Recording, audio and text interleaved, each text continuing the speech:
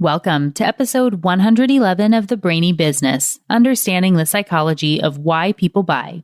Today's episode features a discussion with Dr. Gleb Tsipursky, author of Never Go With Your Gut. Ready? Let's get started. You are listening to the Brainy Business Podcast, where we dig into the psychology of why people buy and help you incorporate behavioral economics into your business, making it more brain-friendly. Now here's your host, Melina Palmer. Hello, everyone. My name is Melina Palmer, and I want to welcome you to the Brainy Business Podcast.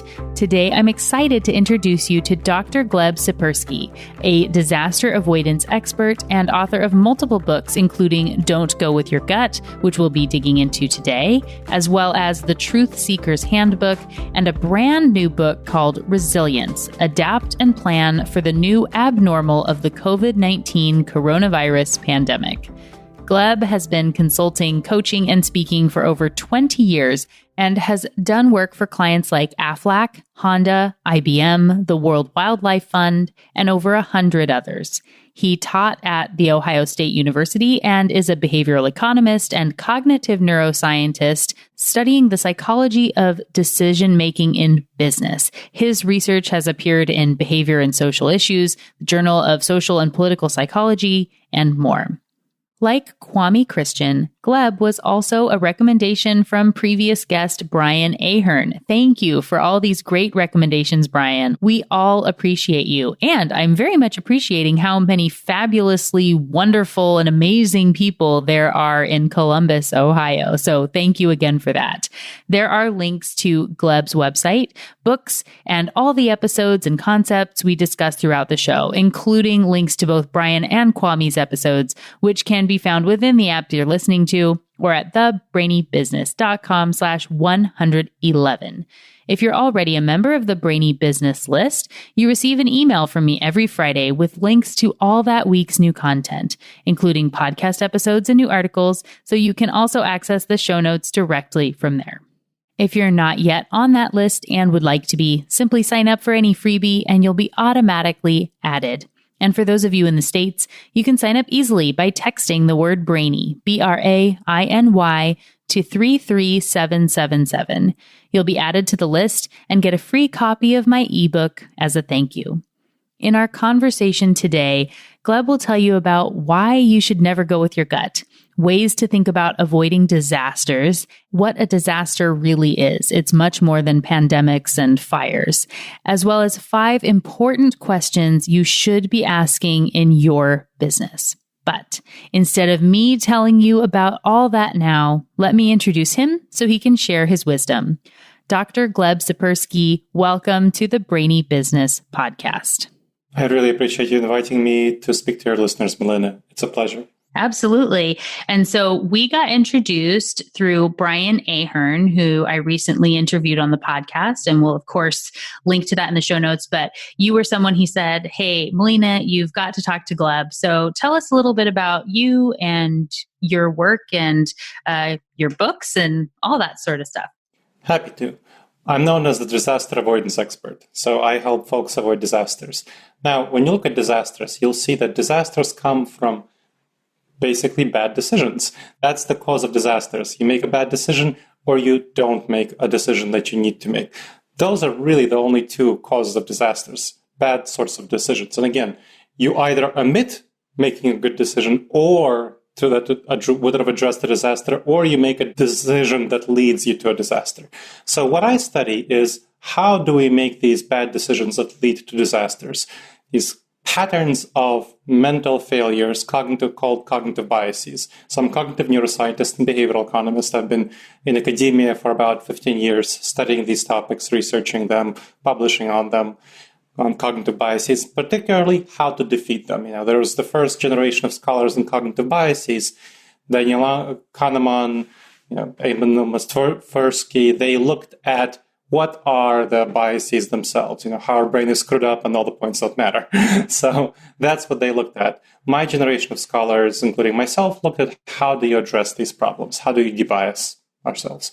And specifically, I'm in the field of within cognitive neuroscience, I'm also working on behavioral economics. So those are my two fields of work. And I look at how businesses, professionals, how do we deal with these bad decisions in our professional life, whether in our individual careers at all levels or in our businesses, if we're business leaders or run a small business, whatever we do, how do we deal with these problems? How do we make the right decisions, manage risks, make effective strategic plans so that we avoid disasters and maximize success? And that's my fascination. That's what I've been doing. Now, I published a number of books on these topics. The one we're going to talk about is called Never Go With Your Gut, How Pioneering Leaders Make the Best Decisions and Avoid Business Disasters. That is the book that I wrote that focuses specifically on decision-making in business and professional settings. And as you mentioned, I wrote a number of books. So my most recent one is called Resilience, Adapt and Plan for the New Abnormal of the COVID-19 coronavirus pandemic. That I wrote very quickly, as you can imagine. My publisher approached me and said, hey, do you want to write a book on this? And I had a number of speeches canceled, so I had some time to write a book.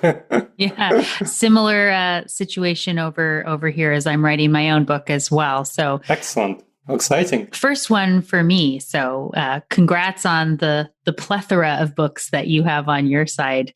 Thank you. When you talk about disasters, can you define some of what that means? Because I think when we hear that term, and especially right now, maybe we're primed for it, but you hear disaster and you think of things like coronavirus, where the entire business is shut down and that what do we do? And everything is this huge issue. But because you wrote this book previously, prior to COVID, then I'm assuming that it's all level of disaster. And that's sort of an overarching term that maybe even something that's relatively small could still be considered a disaster. Can you define what those mean for people? Happy to. It basically means anything that makes a significant negative impact on your bottom line.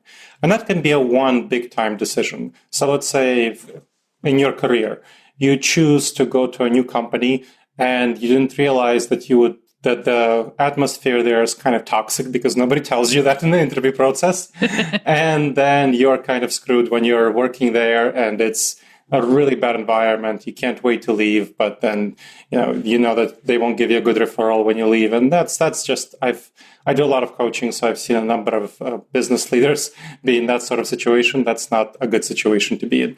That's a disaster situation. But you can also have a disaster in terms of staying in a dead-end job. And of course, we can make individually bad decisions in our careers. We can write an email to our supervisor, their boss, and unintentionally offend this person, and then that could roll downhill. So that's kind of careers. As a business leader or as a business professional, you can have a series of small conflicts with a team member, person in your team, that escalate over time to a situation where you hate each other's guts. And that leads to, of course, a disastrous situation in your workplace. That's not good. You can make a bad hire for a key role. That's not good at all. You can you can have a major project. So we'll talk about planning fallacy, for example. When you look at projects, major projects, you'll find that there was a study that showed that over 86% of all large building projects went over time and over budget. And over 84% of large computer projects, that means everything from database implementation to something like launching a new website. And when the computer projects go over budget, the average over budget was 159%, which is huge. Right. So that is the disaster. There are all sorts of disasters that really have a significant impact on your bottom line, and they can result from one big decision like going to the wrong place, or a series of small decisions like writing emails that unintentionally offend people and result in lots of conflicts. Yeah.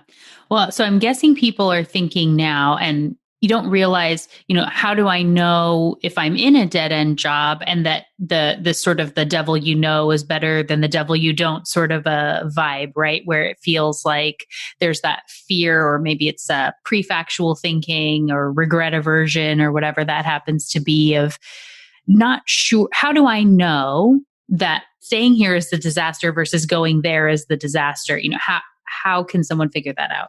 Well, what you'll want to do to figure that out, let's say if you're in a dead-end job, or if you're suspecting you might be, think about what the situation will be 5 years from now if you don't change what you're doing, what you're currently doing. And that's a really good tactic. It's called consider the alternative. So when you look at when you consider the long term and consider the alternative, when you look at the debiasing strategies, how do you fight these cognitive biases? And we can talk about the kind of cognitive biases involved in blinding ourselves to the reality of the situation. But my expertise is in fighting them. So when you look at addressing these cognitive biases, you want to consider your alternatives. What are the alternatives to staying where you are? And what is the long-term situation? What is the long-term consequence of each course of action? And you'll find that in many cases, staying where you are in the long term, not really changing what you're doing, would be a pretty bad consequence for you. And that's going to mostly be the case when I see these sorts of situations, far from always, but mostly the case, due to cognitive biases like status quo bias and loss aversion, which we can talk about. But these problems lead to us too much staying in the current situation where we are and not considering the negative long-term consequences of doing so, because we don't see them build up over time. We don't see the buildup of these negative consequences over time. Each individual moment, tomorrow it feels painful to let go and take a risk.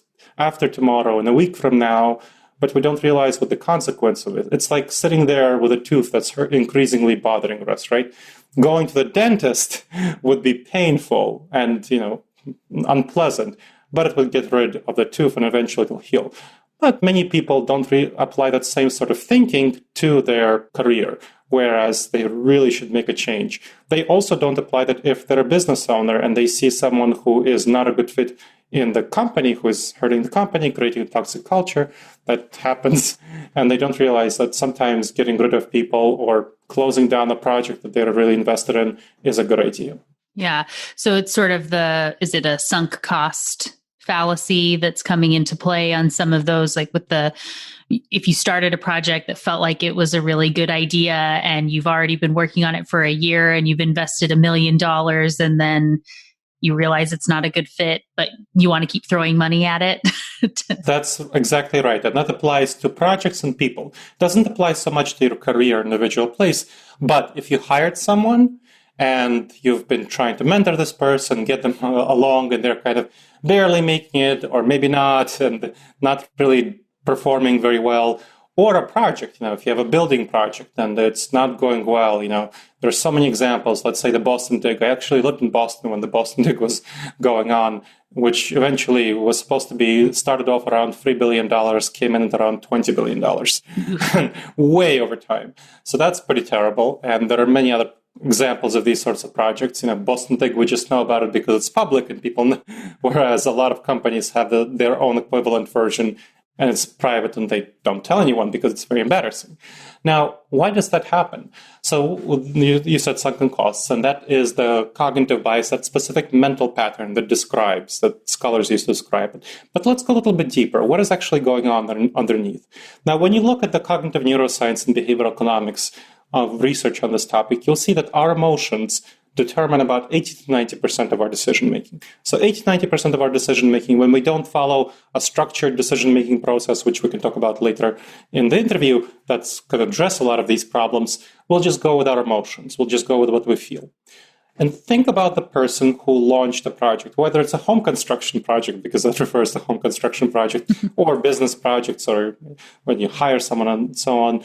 You are in a situation where you're emotionally attached to this project, you throw a lot of resources at it. It's like when you buy stocks, there's a reason people buy high and sell low. People feel attached to the stock they bought, and when the time comes to sell it, they feel, oh no, I can still make money. The investors talk about it, people getting too greedy, but that's not really it. There's an emotional attachment to things. People feel emotionally attached, emotionally invested, and they don't realize that it would be better for them in the long term to let it go, just like it would be better to let go of a tooth that's been hurting for a long time. So this emotional attachment is incredibly important to understand, because you have to acknowledge that you're wrong to address the situation. I'm going to repeat that again. You have to acknowledge that you're wrong to address the situation. And the reason I repeat it is because acknowledging that you're wrong is a very hard thing to do.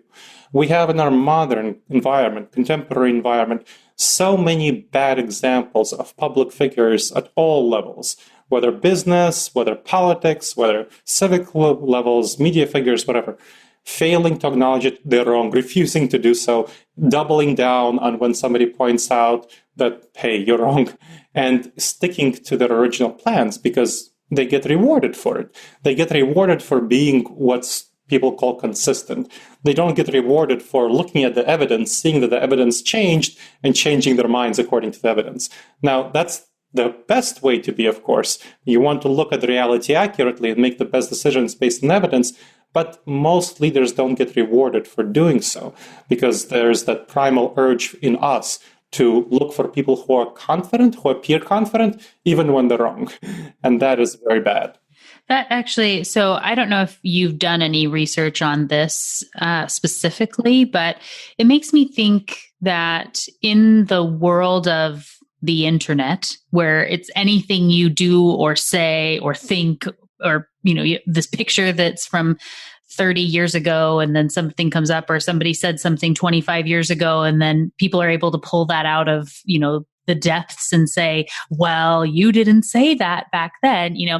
Is any of that worse or, harder for people where they feel like you're stuck that you have to be consistent over time, maybe because the internet is making that a more public, like you said, you can't hide some of that in the same way. And again, if you don't have research on it, I totally get it, but it seems like it would be related to me.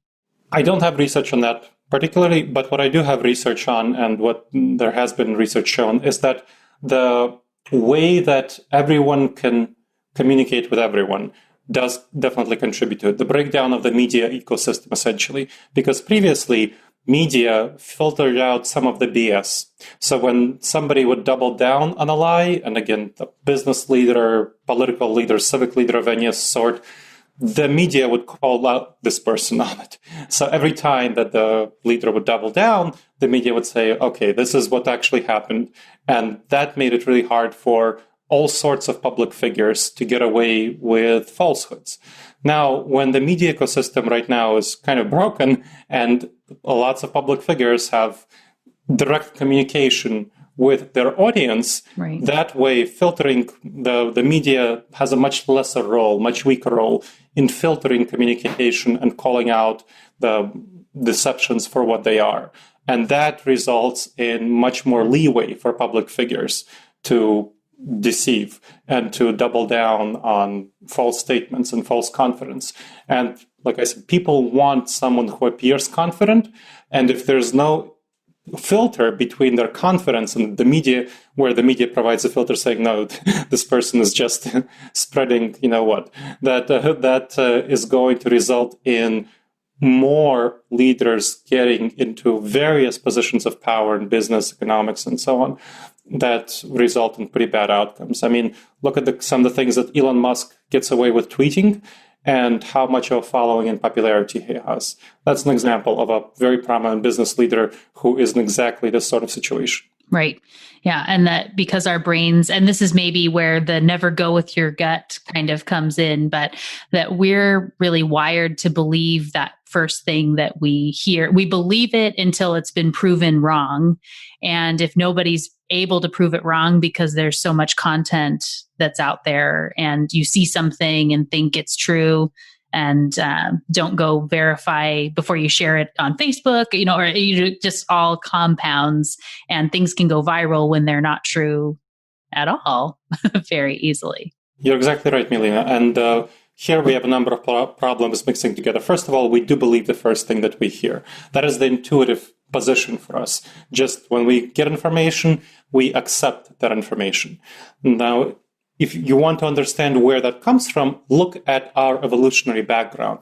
Our gut reactions, our intuitions, they're not wired for the modern world. They're wired for the savanna environment, when we lived in small tribes of 15 people to 150 people, and when we had the fight or flight reflex was incredibly important for us to survive. We can talk about that. But here, the key thing comes from our tribal background. When we lived in small tribes, it was very important for us to be oriented toward tribal members and trusting toward them, conforming to the tribe. So when a tribal member said something, most likely we should take it as accurately as true, because in the long term, we'd find out that this person is a deceiver if they did so. So there were natural incentives for people to not lie and natural incentives for us to accept the first thing that people say. So we still have that accepting perspective with our gut reactions. When we go with our gut, which is overwhelmingly, unless we have that internal filter of being skeptical, that's the thing that we have to develop. That's not an easy thing. That's not an intuitive thing. So that's kind of one dynamic that goes on.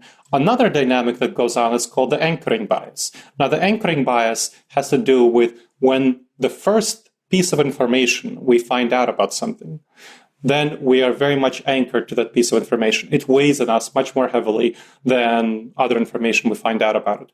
So that has to do with whoever has the biggest megahorn, whoever has the biggest microphone. That is the kind of person, that's the kind of information that would reach us, and then that information would reinforce our perceptions.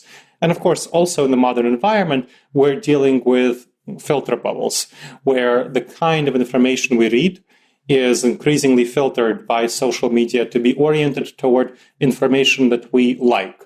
And liking, of course, has to do with emotions. So it conforms to what we already believe, what we're brought up to believe, predisposed to believe, and then we will not be exposed to information that counters our beliefs because we don't like it. Right. And that is a part of a big problem because it's about emotions. So where do our emotions come from? They come from what we are already predisposed to believe. So we're not predisposed to challenge what we already believe. Yeah. Well, and so you mentioned a couple of concepts, some of them by name, some just in gist, I guess, that are already have episodes of the podcast. So for those of you who picked up on them, because you're avid listeners, we will have links to anchoring and adjustment, which has an episode, the focusing illusion, confirmation bias. We've already talked about prefactual thinking and priming and loss aversion. We'll have links for you in the show notes. So lots and lots of important episodes that we will link back to if you want to learn more about those concepts specifically. So when you were talking about, if we want to get back to the not going with your gut and knowing to learn all of what that means and everything that someone should get from that, of course, they can buy the book. There will be a link for that in the show notes as well. But what's the main reason why you tell people to not go with their gut? Well, because we don't live in the savannah environment anymore. So for example, consider the very incredibly complex modern world. Now, we are very intuitively tribal. So we tend to look for people like us. When we just go with our gut reactions, we look for people who look like us, who think like us, who have our values. Now, imagine what would happen if the modern world was simply that, if there was no barrier to our tribalism, to that gut reaction. We are living in a multipolar, multicultural, global society. We have so many conflicts. And of course, we have a lot of conflicts because of this tribalism, but we do some things to address it. Mm-hmm. But that is when we go with our gut. When we don't go with our gut, we have to train ourselves to not go with our gut and to address this tribalism. And we still have so many problems due to this tribalism. And of course, more problems recently due to the breakdown of the media ecosystem and how the internet allows people who are more tribal to connect with people who are part of their tribe and go on tribal rampages together. Right. And that's a big problem. Yeah, definitely. So is this tribal tendency the same thing as herding, or are there some nuances that are important in there? Well, herding is a subcomponent of it. So herding is a way that we show our tribal tendency. That's only one way that we show our tribal tendency. So in the workplace, of course, diversity, inclusion, and equity efforts are meant to address inherent tribalism. That is a very fundamental aspect of what diversity, equity, and inclusion does, addressing tribalism. When I speak on this topic often on unconscious bias, and we've had a lot of protests going on because everyone is suffering from some level of tribalism, some level of unconscious bias. And that's not something bad. That's not something evil for someone to have some unconscious bias. Unconscious bias refers to just impulses, tribal impulses that we are not aware that we have. And it's a very powerful thing. And it doesn't only have to do with racism, it has to do with all sorts of things. So in 2018, I was giving a closing keynote to an HR conference in diversity inclusion in Central Ohio, in Columbus, Ohio. So that's where I'm based. It was the regional conference for the Central Ohio HR diversity inclusion leaders. Now, the one thing that people might know about Columbus, Ohio, is that our local football team, the Ohio State Buckeyes, is very popular. So it's incredibly popular. And our biggest opponent is the University of Michigan Wolverines. So it's one of the biggest rivalries in college football. So there are over 100 diversity inclusion experts in the room, and I'm talking to them about unconscious bias. And I asked them, so how many of you here in the room would hire a University of Michigan fan? And of the over 100 people, only 3 of them raised their hand that they would hire a University of Michigan fan. Only 3 of them. Uh-oh. And this is something, I mean, the nice thing is it was videotaped, so I have it on video. So this is a very primal example of tribalism. There's that passion around football. And of course, all those University of Michigan fans who make poor choices about which team to root for, that has nothing to do with their ability to perform well in the workplace. But there's still that tribal antipathy, that tribal discomfort with someone who is clearly from the opposite tribe. Right. And so that causes people to discriminate very clearly against those who are University of Michigan fans. And you can obviously find that out if somebody went to the University of Michigan, not likely to be hired here in Columbus, Ohio. So that is an example on your resume. That is an example of something that, of course, applies much more deeply and broadly to issues like sexism, racism, gender identity, religion, political affiliation, all sorts of things that have to do with tribalism, geographic affiliation. I mean, you probably hear my accent, right? Clearly, I'm not from the United States. I'm actually from a small country in Eastern Europe called Moldova, which was freed from Soviet domination in 1991, and that's when my parents came here to the United States, brought me here. So I was 10, so I was born in 81. So when I found out, I was looking at the research on tribalism. One of the things I found out was an aspect of tribalism is called accent discrimination. When you look at accent discrimination, you'll see that Americans discriminate against people with foreign accents, trust them less than they should be. There's only one accent to which this doesn't apply, which is the British accent. They still have that cultural imperialism going for them. So that is something that takes place in the workplace. It still happens in the workplace where people aren't hired with foreign accents when they should be hired. This applies to lots of other dynamics too. So it's diversity inclusion in the workplace is a frequent venue of tribalism. Also applies not simply to diversity inclusion to how we look, but tribalism between different departments. Mm-hmm. So let's say, sales versus operations. You'll have people within the sales department having tribal feelings toward others in sales department and hostile feelings toward people in the operations department. Or you'll have something like legal department versus, everybody else. Right. That will be another common tribalism aspect, or finance versus HR. So all of these sorts of things are definitely important dynamics, and people don't realize that they take place, and they really hurt morale, engagement, and those are some of the causes of disaster, retention. Right. Well, and the point about them being these unconscious or subconscious biases is that we don't realize we're doing them, and our conscious brain will say, I don't do that. Like that, I don't really think that way about a University of Michigan fan. I would just say that as a joke here in the room because it's Ohio people. And so, they get it. But really, that's not a problem for me, is what we want to tell ourselves. But we know that the subconscious is really running the show, and fundamental attribution error is kind of running rampant. And so I talked about that very much like you were talking about those siloed departments within a business. I talked about that in the episode on fundamental attribution error. And if you're kind of programmed to dislike this person because they're in the marketing department, the finance department, the sales department, operations, whatever it is, because it's us versus them, this affiliation, you will always have that. As long as you look at them that way, you're going to have this initial reaction that you might not even be noticing is a problem. And some of the advice that I gave in that episode was to change the way you look at your team. And so if you say we're at the team of XYZ company and we're all in this together, that can help you to see them as part of your in crowd instead of as somebody else. What other tips and advice do you give in that space to help avoid the potential disaster of pitting yourself against a different department in the same organization? What you're talking about is very useful. It's broadening your circle, essentially, of empathy. And that's the strategy that you're talking about. So when you look at the strategic techniques to address this, you want to broaden your circle of empathy, who you consider to be part of your team, who you consider to be part of your group. Another very useful technique in this case is to take an outside perspective. So step outside of yourself, look at the situation from the outside view.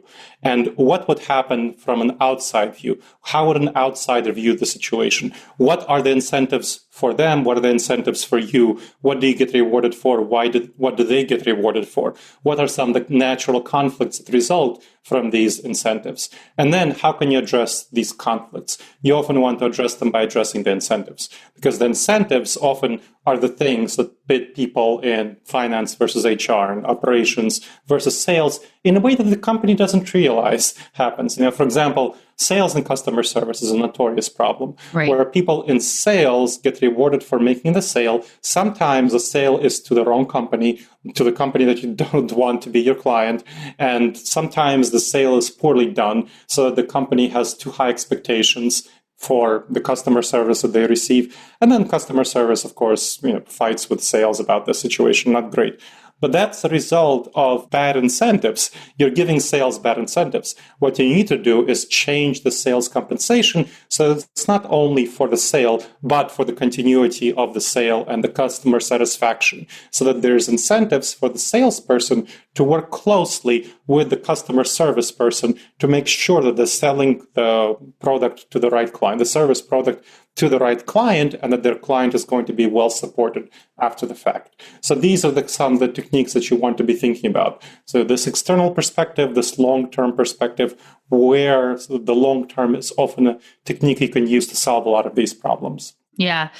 So there is an episode on incentives and nudging and how to be using those and make sure they're in alignment. And I've seen it is not uncommon for businesses, especially as they get very large, and you have, someone that oversees the, like you said, sales department, and this side is overseeing the technicians or the staff that is doing behind the scenes work. And where if one group is having their incentives to where they get their bonus, and the only way that they can get it for them to succeed means that this other department has to essentially fail, and that they can't both get their incentives at the same time. It happens so much more often than people would even realize or think is happening if you don't have those globalized incentives of why you're putting those goals in place and how they help the company overall. And say, sales teams can still have benefits and get incentives based on doing the best possible work for the people. I remember I used to work at an airline, and we would get calls. So the flight attendants got incentivized based on how many people they got to sign up for the rewards credit card that was there. And it wasn't everybody, it wasn't all the time, but there were some who very notoriously would promise extravagant amounts of bonus miles and things that you get when you sign up for the card, because they're filling it out by hand on the plane, and then it gets run, they get approved for the card, the flight attendant gets their bonus, and whether that person is actually excited about it or likes it after it's come into play doesn't matter. So they might say you get 100,000 bonus miles and all these other things, and they only get 25. And then it's, my problem to deal with the upset customer, and I'm incented on short call times, but now I have to have a long call time helping this person, so it can cause this problem. And then you start to feel this irritation toward the entire band of flight attendants, even though it's maybe just a couple people that are making bad choices there. So that, I think, is what came to mind for me on some of that incentive misalignment and how that is really disastrous for the customer service experience and overall reputation of the entire airline if you have those things out of alignment. It really is. And I think it's important that you brought that I'm glad that you shared a personal example. And you talked about money, and money is often an incentive, but it's actually very often not the most incentive by far. And folks think about money as though it's the only way to incentivize people. It's really not. And that's just fascinating. When you look at what people's incentives are, for most professions, with some exceptions in sales, some exception to sales, once you get to a middle level lifestyle, 50,000, 60,000, maybe in San Francisco, 100,000 or more. Yeah. Yes, exactly. So when you get to that sort of middle level lifestyle, depending on which region you're in, then it really doesn't matter if you have another 5,000 or 10,000, 20,000. It doesn't really matter. That's not what incentivizes people. I'll give you an example.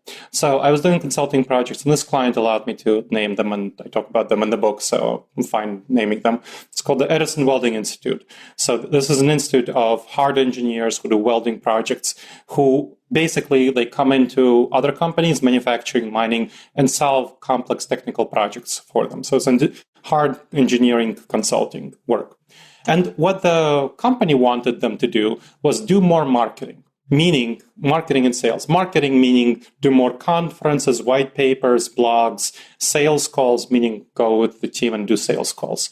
But these engineers that weren't doing them as much as the company wanted. The company tried to incentivize them financially to do it, to give them financial rewards. Wasn't happening, was giving them training, was telling them how important it was for the company to do this. And it really wasn't happening. And so the Mark Madsen, who was the HR VP, he knew me, he knew my work. So he brought me in to try to examine the situation. And I explored the situation, did an analysis. And what I found out was that the engineers, they really weren't motivated by the financial incentives. They weren't motivated by the company being, really needing this done. They were motivated by their complex technical challenges, by solving these. That's what's fascinated them. So they didn't want to take the time to do marketing and selling, and that this was not something that they preferred to do. So I came back to Mark Madsen, and I told Mark, look, Mark, these engineers, they're really not emotionally motivated to do selling. You need to emotionally motivate them to do marketing and selling if you want anything to happen. And Mark looked at me and he said, engineers have emotions? And that's literally what he said. He gave me a testimonial saying that, because Mark is an HR person, and HR people are very emotionally expressive and read emotions, try to read people's emotions. Engineers are not. They come off as cold, stoic, as, the Mr. Spock of Star Trek, if somebody, knows of Mr. Spock. So that is how engineers come off. But of course, they're driven by emotions, just like all of us. There's a common cognitive bias called the empathy gap. The empathy gap has to do with us underestimating other people's emotions, especially people who aren't part of our tribe. And of course, HR and VP, HR and engineers have that conflict, not part of my tribe, right? HR tribe versus engineer tribe. Right. So that was an issue that we really had to address.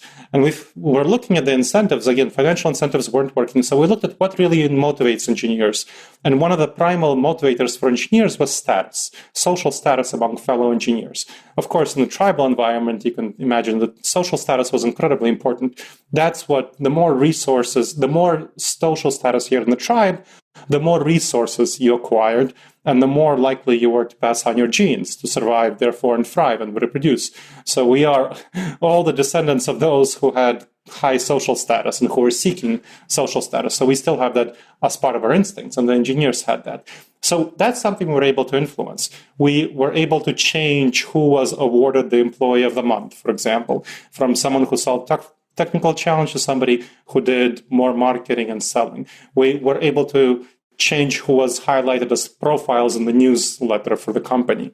We eventually changed the promotion process to have more promotion for those people who did more marketing and selling. And eventually, over time, it really increased the willingness of engineers. They started doing much more marketing, much more selling as a result of these changes having to do with status and appealing to their status. So you have to figure out what is actually going to be emotionally appealing to the people, not fall into that empathy gap. Figure out what is the emotional motivator and address their emotional needs in such a way that it aligns with the right incentives for the company. Right. And that is, I think, a really bringing it back kind of full circle to say that, a disaster, quote unquote, doesn't have to be that the building burnt down or something along those lines.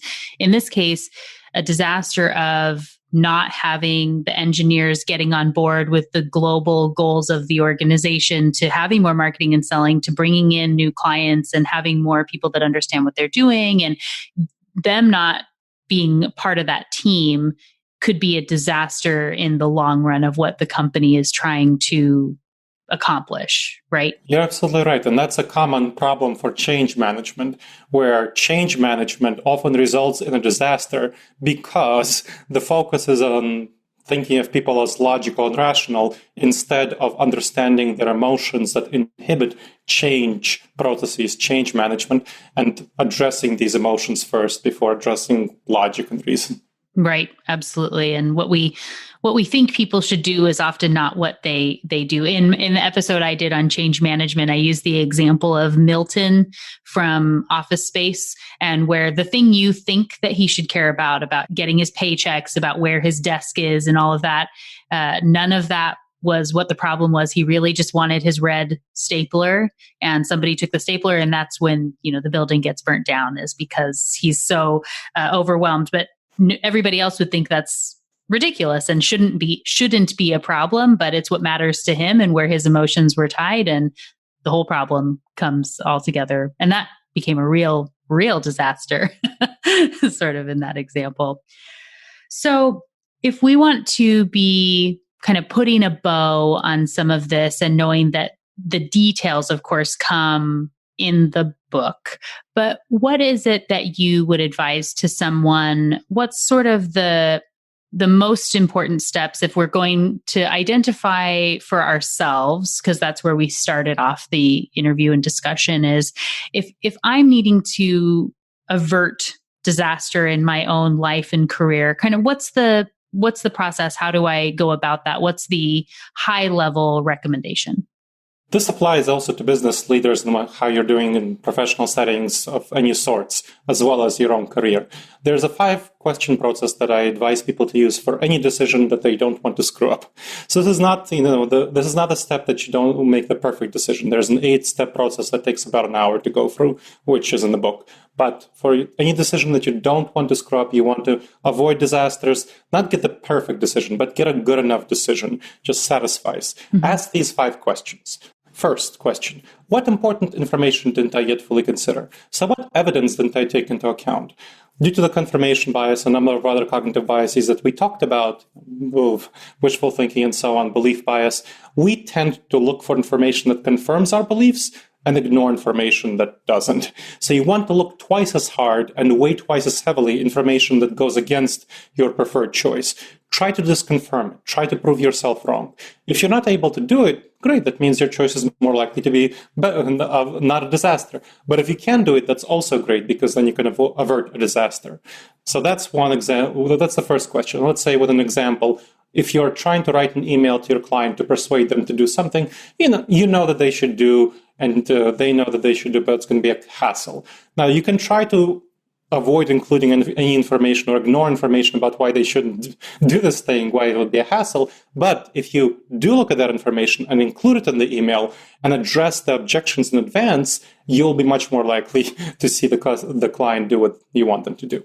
Second, what dangerous judgment errors didn't I yet fully consider? So what cognitive biases didn't you address? We talked about a number of them. Anchoring bias, for example.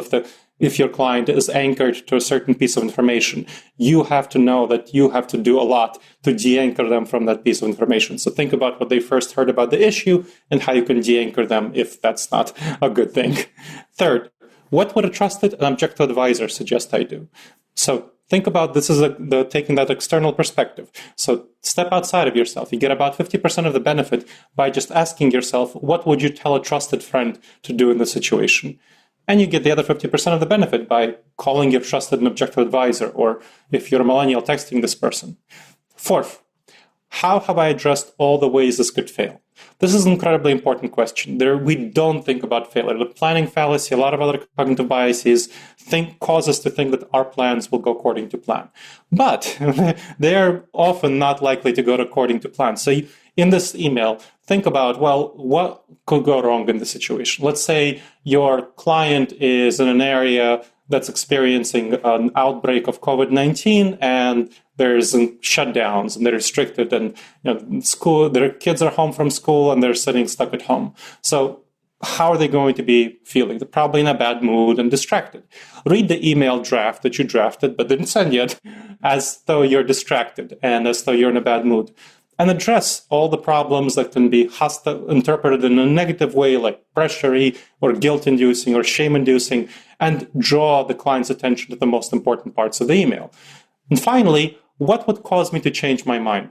What would cause you to revisit your decision? We don't often think about this question, but it's often the most important question we should ask, because we tend to get stuck with a decision when we make a decision. It's very hard for us to change our minds.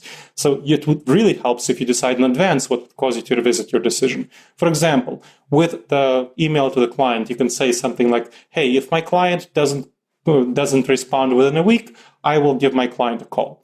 That gives you a very clear revision point, and you know what you're going to do differently in a week. If you don't have that revision point, you'll be kind of wondering every day, what's going on? Why is my client not replying? What did they do wrong with the email? You'll be increasingly anxious and ruminating about this question and not letting it go. But if you have that revision point, anytime those thoughts come up, you can say, hey, I know what I'm going to be doing. I have a revision point. I will think about that later in a week when I give my client a call. So those are the 5 questions, and it took me only 2 minutes to talk them through. They can save you, many, many hours and many thousands of dollars if you avoid a bad decision. Yeah, absolutely. I think that's fantastic. And as we already said, there is a link for Never Go With Your Gut, the book, in our show notes for today. And definitely, Gleb, thank you so much for joining me. What's the best way for anyone who does want to find you and to connect and learn more? Like you said, you do some consulting and coaching. Where should people find you? My website is disasteravoidanceexperts.com. Again, disasteravoidanceexperts.com. And there's consulting, coaching, training, as well as blogs, videos, podcasts, decision aids, guides, manuals, online classes of various sorts. Especially check out disasteravoidanceexperts.com/subscribe. So there's going to be a free 8 video-based module class on making the wisest decisions. Again, that free 8 video-based module class on making the wisest decisions, along with an assessment on the most dangerous judgment errors in the workplace, these cognitive biases, at disasteravoidanceexperts.com/subscribe.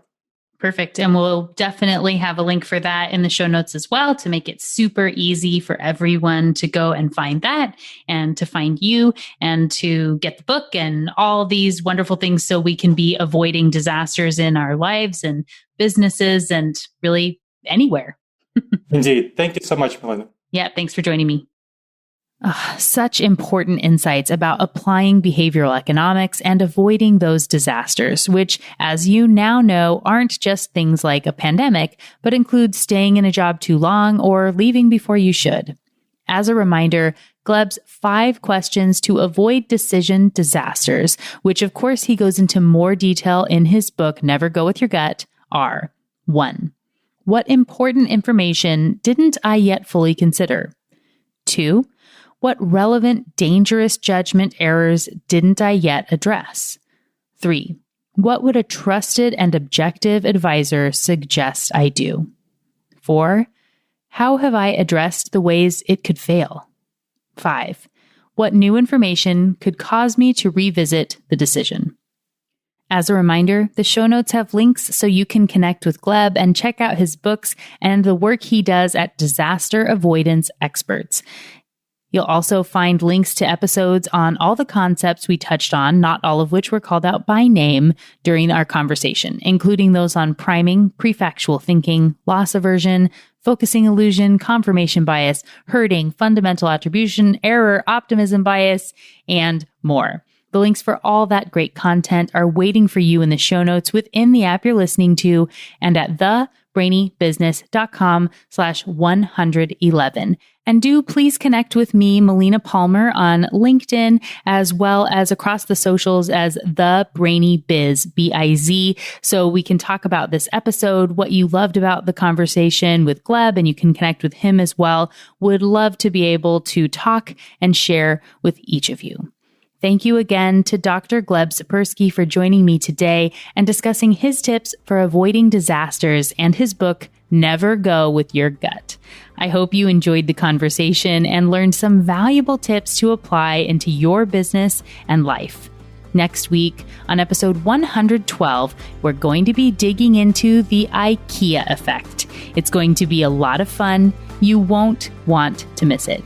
Until then, thanks again for listening and learning with me. And remember to be thoughtful. Thank you for listening to the Brainy Business Podcast. Melina offers virtual strategy sessions, workshops, and other services to help businesses be more brain-friendly. For more free resources, visit thebrainybusiness.com.